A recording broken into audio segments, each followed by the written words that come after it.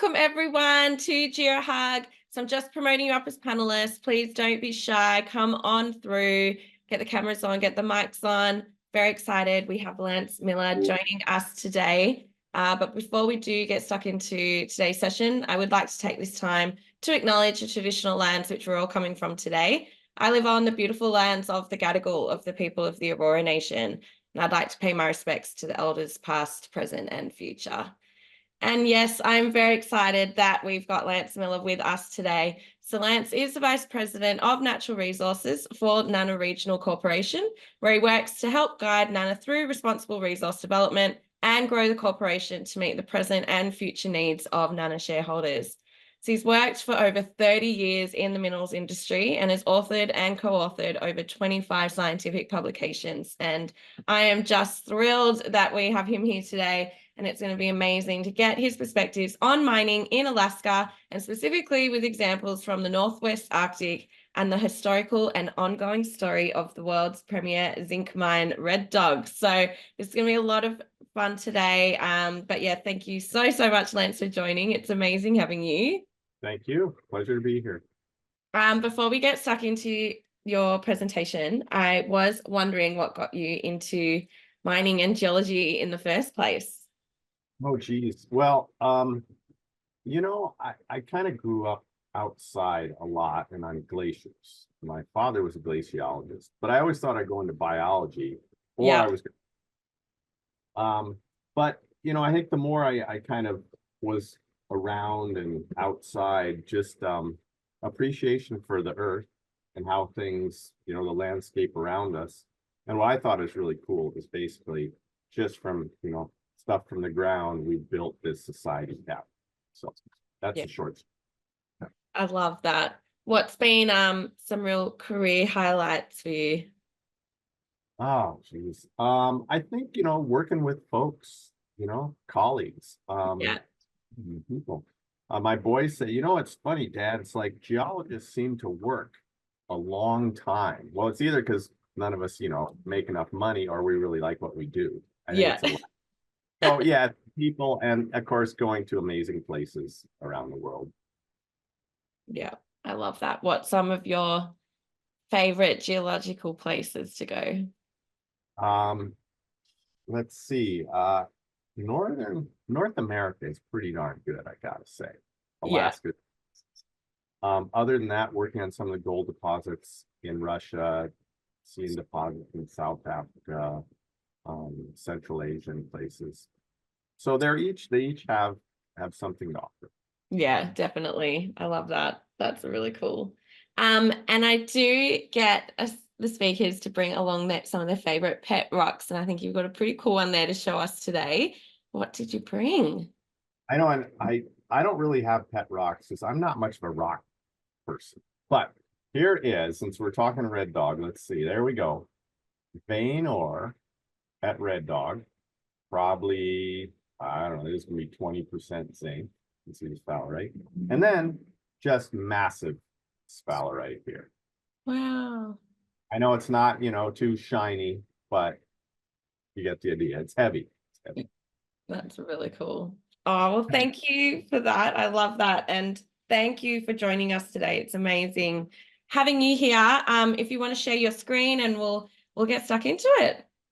Well, so I've got like 30 slides, so I'll try not to labor them too much, and you know, and please, yes, anybody jump in with questions. Sort of the main themes starting out, since climate change is all the, you know, bunch of the talk, I thought I'd kind of open with that. But not going to talk about too much. A little bit on metal demand, Alaska mining, and then kind of a 101 on Alaska Native Corps that I think are a pretty interesting model that folks, even in the lower 48 of the US, aren't so familiar with. And then talk about Nana, who I work for, and then, like you mentioned, Jessica, Red Dog, and a bit on the Ambler District. So a question, will the snowshoe hare always change color? Because of course they change color. Or will there be a hare out of place? Pun intended. With that, we'll come back to this at the end, so you can noodle on that one. I think there's so much talk right now of the need for metals and with renewables and EVs and the consumption that's going to happen. But I always like to frame it that regardless, if you just look at population, so this chart, of course, in red is the population, and the billions of people have really happened in the last few hundred years, and we're looking at perhaps 9 billion by 2050. So, of course, copper's been around over 7,000 years, zinc over 3,000, Bronze Age. And it's interesting when we look at human history, oil was really discovered and came in commercial use in, I think, the 1860s, 70s-ish. And that's almost the same time when ice hockey did. So in the scheme of things, they're both pretty recent events, and metals have been around and sustained people a long time. And I think besides the energy transition and all that, just the mere demographic growth is going to drive a lot of demand. So to Alaska, this is just a map of the major mines in Alaska and some of the projects. There are 5 metal mines in Alaska, from the Southeast Greens Creek, a polymetallic VMS, Kensington Gold, Pogo, of course, gold, Fort Knox Gold, and then Red Dog, lead, zinc, silver. And then Usabelli is a coal deposit. If you look, I kind of did the density of mines, say in a similar North American Cordillera jurisdiction, BC, we would have about 18 operating mines, and we have 5. So really in Alaska, what really limits us is infrastructure, because the road routes are essentially just around Anchorage to Fairbanks, and then the Alaska Highway. The rest is all on the road. So I want to talk a little bit about Alaska Native Corps. And they were, this came out of the discovery of oil on the North Slope of Alaska, up in what's shown here, the Arctic Slope region, in the 60s. So really one of the largest oil fields globally. And the need to build a pipeline, about 800-mile pipeline across Alaska, across indigenous lands. And this was the 60s, so there's a lot of social movements going on around the country. But also one of our early leaders wrote kind of a seminal paper in college, basically saying, there should be land claim settlement for Alaska Natives. So this all kind of came together at once. And what it did, it was kickstarted the Alaska Native Claims Settlement Act, which resulted in about 44 million acres going into 12 regional Native corporations and about 200 village corporations. And of those, what happens is the regional corporations were kind of broken up into sort of their traditional lands, as shown in this map here. So not all the lands in those areas are native lands, but those are kind of the traditional areas. Like in the Nana region, Northwest, it's about 24 million acres in area, kind of the size of Indiana. And Nana owns about 2.3 million acres of it. But what they were also, important thing is these were for-profit corporations, and the original enrollees were the shareholders. So with all the talk of ESG, it really, ANCs, as we refer to them, were really, ESG was at the core of them, because it was about basically economic benefit, protecting land rights, subsistence resources, but also building economic engines for the shareholders. And fast forward today, resource development is big for Native Corps, but probably overall even bigger is contracting, whether it's construction, a lot of government contracting, and other businesses. So today the biggest companies in Alaska are ANCs. And to put in a perspective, the largest has net revenue around $5 billion annually.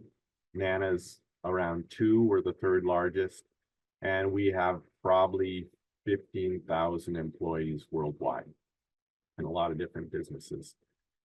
So ANCs really do drive a lot of the economy and business in Alaska today. But again, in its roots is still subsistence and tied back to the region. Another really important aspect of ANCSA, which I'm going to talk about the importance of this later, or the actual examples, but part of it was that it's the section 7I and 7J. 7I is 70% of the resource revenues received from a oil and gas, minerals, or timber project are shared with all the others. So one region gets it, and you share your 70% of those profits with the other 11 regions. Of that, when a region receives it, they have to share 50% with their village corporations.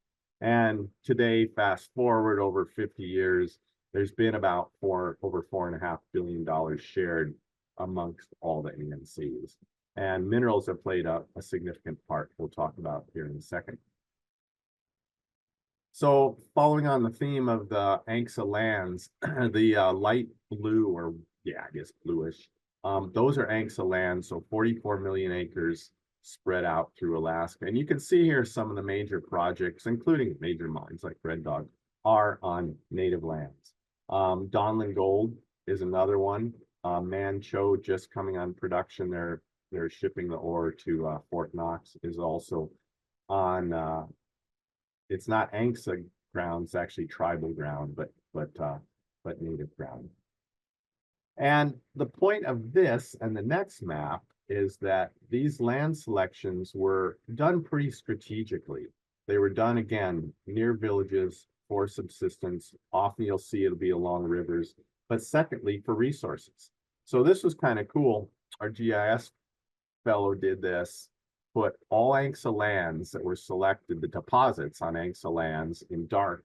And then you can see all the deposits from the database for the state of Alaska in the lighter gray. And lo and behold, you know, it's no surprise that a lot of the ANCSA lands, and therefore deposits or prospects, were selected based on geology. So a little bit about NANA. And NANA is just referred to as NANA. It used to be, way back when, before it was a corporation, a nonprofit actually called Northwest Alaska Native Association. That's where NANA comes from. But you can see here, it's really, you know, as one of my previous bosses said, we're, you know, a for-profit corporation with a social mission. And that's really what it is. So it's just, you know, it's always about how to improve the lives of shareholders, bring benefits to the shareholders. And NANA is fairly strongly rooted in the region. And by this slide, you can see that now about 41% of the shareholders, now there's 15,000 plus shareholders, and they are all Inupiat, I didn't mention before, are in the region, 43 out and 16% outside of Alaska. This has really changed even in the last 5 years, when over 50% used to be in the villages. And there are 11 villages in the NANA region. And this map shows that Kotzebue is the largest hub, about 3,000 people. The rest of the villages go from Selawik, about almost 1,000 now, down to Kobuk and Deering, which have about 100 people. And again, no roads in this area. Also importantly here, notice the pinkish lands are NANA lands, so native lands. And then the green and the purplish are either national parks or wildlife refuges. So about 60-some% of the land up here is federal parks and refuges. And then you add in the other federal land. Basically, NANA has 10% of this land. So heavy government and parks and refuge influence. We'll talk about Red Dog, and then we're going to talk about the Upper Kobuk mineral projects as well. So just to get us oriented first, like I said, we're going to talk about Red Dog area here. And this map is just some of the main projects we have. So really, Red Dog is our flagship. The Ambler District, Upper Kobuk Mineral Project's another. We have looked at natural gas exploration. And then we have done some of our own gold and base metal exploration too, both on Nanaland and state land as well. So switching to Red Dog, it's about an hour and 20-minute jet flight from Anchorage direct. We have a couple of times a week charters with Alaska Airlines. This is a picture of the mine with the pit there in the background, waste dumps over here, and the edge of the tailings facility right there. So again, Red Dog just way up in the northwest part of Alaska. It is the zinc is now on the list, or been on the list for critical minerals. It is the largest critical minerals mine in the US. So about 80 plus percent of the revenue is zinc, 15% or so is lead, and then the remainder is silver and germanium. We are actually, I believe, the largest producer in the US of germanium, but it's kind of hard to track it because most of it that is produced at Trail in Trail, BC. Like most deposits, I mean, people think Red Dog is a great model. It is a great model, but it even took a lot of work and a lot of time. From the 50s, when USGS was up there, to the 60s, when it's really Bob Baker, a pilot up there, who is credited with getting to know Herb Tallier with USGS. They flew over and said, hey, there's this all this kill zone and red water. This is not Red Dog Creek here, but a creek today that looks just like it. And then that led to Cominco coming in, Anaconda, actually Rio Tinto or Kennecott. And as you can see by this timeline, there was a fair bit of, really it was a bunch of turmoil then. There was ANCSA, there was staking wars. This was also the time of a bunch of wilderness classification for Alaska. And eventually, though, NANA exercised its right to get the land from the government. There was a bit of a lawsuit with Cominco, but I think it was obviously worked out and kind of determined if NANA didn't select this under ANILCA, which is Alaska National Interest Lands Conservation Act, and ANCSA, it probably would have turned into a national park. So then we did an agreement, 82 agreement with Cominco, and production began in 1989. So this is just a view for those who not familiar with the country, looking to kind of the east, southeast, and again, the mine complex here, tailings facility, pit in the background. What I think a lot of people when they go here are amazed is how small it is. Again, the grades were off the charts. Original grades, and the main deposit was right over here, was combined about 24 to 20% zinc and lead. So 20% zinc and the remainder lead. So crazy grades. And that's what afforded the ability to develop this deposit in such a remote part of the world. And a few more pictures to kind of get you oriented. That's this was taken last summer and looking toward the north with the tailings facility, obviously waste dump over here, mine behind. And then this winter picture was taken all this winter, and of course the steam going up, because I think that day it was about minus 20 Fahrenheit out. Nice, beautiful, cold winter Brooks Range day. So part of the story is also getting access. And this map on the left, this is what we call the DeLong Mountain Transportation System, 52-mile road from a port to the mine. And as you can see, it goes across what's called Cape Krusenstern National Monument. NANA actually has a 99-year lease with the federal government. We had to go and lobby in Congress and do a bunch of land trades to get an easement across a national monument, which is kind of crazy to be able to do that, and then build this road. And the pictures on the right, that's the mine part of the mine complex in the top. And then the port facility at the bottom. And that's another sort of amazing story here, is all the concentrate is stored during the winter and shipped in a 100-day shipping season, about 20 2 to 24 Panamax handy-sized big container ships come and ship the ore to smelters around the world. And this is kind of a neat picture because you're looking out toward the Chukchi Sea over here, and one of the gravel pits along the way, and the road just being pioneered across the tundra. And to get this, I mentioned the easement, but also Nana had to trade a bunch of land in order to get this easement. So a lot of work went into this. Again, being such a high grade deposit, you'd think it'd be a slam dunk, but it was not at all. A little bit on the geology. So this is the geology light geohug here, but this is kind of cool. Borrowed this from Tech. Plan map on top showing Kanaick, Maine, Okaluk, where we're mining right now, and Pollock kind of dives underground. And then this section with the photo where you can see where they're overlaid, and then the cross section. So amazing geology, kind of rusted along these sheets, and that in the mine area there, probably looking at what's going to be, I didn't really add it up before this, but on the order of 120 million, 130 million tons all in. Okay. A big part of the story which helps it with its street cred, if you will, and as we look toward the future, is what the economic benefits have been for Red Dog. It's about 800 shareholder jobs annually.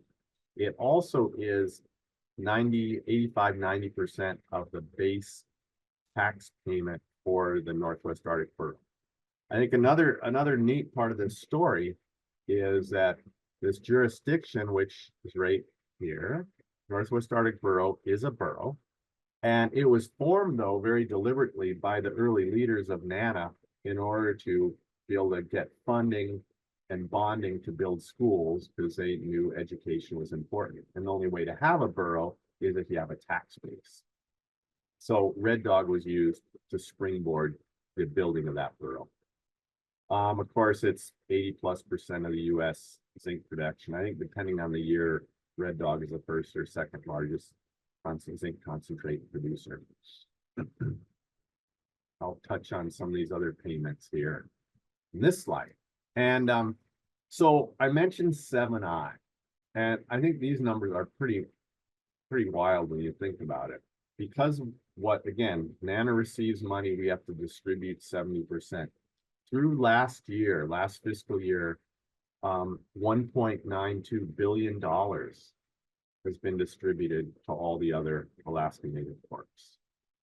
A study by the Village Corp Association, so that's that 7J portion where it goes to the Village Corps, suggested that about 2/3 of the Village Corps are partially or totally dependent on these payments to keep the lights on. Now, it's not all, 7I is not all Red Dog, but in recent years, as you can see here, it kind of has been, actually. Did some numbers looking at those in 14 to 20, almost 70% of all 7I distribution came from Red Dog.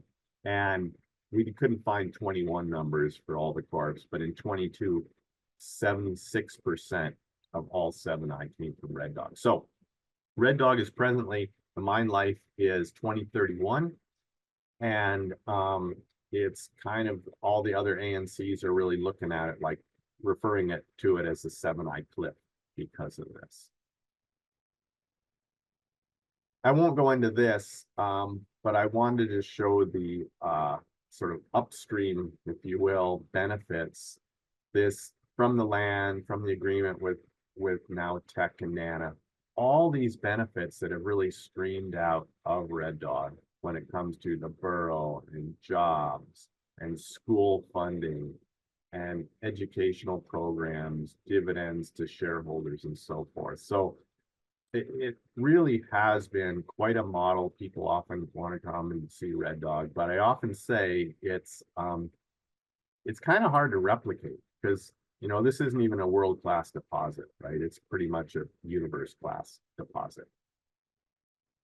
So looking ahead, again, 2031 is sort of is the end of mine life as we know it, but there is a lot of activity on what we call state land. So this map, pretty neat picture with the deposits, as you can see here. I keep on another screen. Sorry, the TSF. The yellow line to the left is state of Alaska land, and to the right is NANA land. And this red line is a road we're trying to permit that to access the areas to get underground and what's called Tiggerok and Honorok and do more exploration. From what tech has released, there's kind of the geologic potential of, 80, 100 plus million tons of similar grades to like we're seeing here at Aqualuk, which is now around the 17% mark. So this could be the future. Could put Red Dog out for decades. In addition to that, at NANA, we're working with tech, and NANA is heading up an exploration effort on all the NANA lands to see if we can't come up with a few more targets on the NANA lands as well. So just back to this map. So we're talking before about this area, the Red Dog area, and now we're going to go to the east about 170 miles in what we refer to as Upper Kobuk mineral projects. So in the news recently, at least in the US, there was basically the EIS, the supplemental EIS has been released by the Bureau of Land Management, and it's basically they are telegraphing a no action alternative. And we believe the record of decision is going, well, it could come out in a month or it could come out in 3 months, and we believe that's just going to be no action. This is the north-south line is the pipeline, the haul road to the North Slope, and the proposed Ambler access goes about, oops, sorry about that, goes 211 miles to the west into the Upper Kobuk to access these deposits.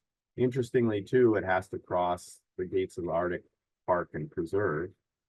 And in previous laws, there is the ability to cross the park and preserve. But right now in this administration, there's been a ton of pushback on this project. Again, that project would be to access mainly the Upper Kobuk mineral projects. I should go also, I wanted to highlight. Actually, there's been a fair bit of exploration done just north of the road here by South 32 as well, more green fields. And then again, you can see the state claims here in the Upper Kobuk area. And to point out, the pink is the NANA land, which is where the bornite deposit is, Arctic deposit is on patented land that Ambler Metals has. So in this district, there's really two things going on. There's the VMS belt shown here with the northwesterly trend. And then there's a carbonate hosted deposits at bornite, which is the picture behind me in the background actually.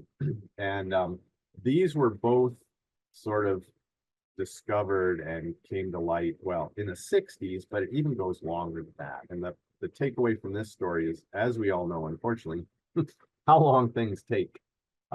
This timeline shows that for the mineral deposits, this fellow called Riney Berg in the 40s was out there looking for uranium and then copper, and he found, he basically discovered bornite, and Kennecott bought it.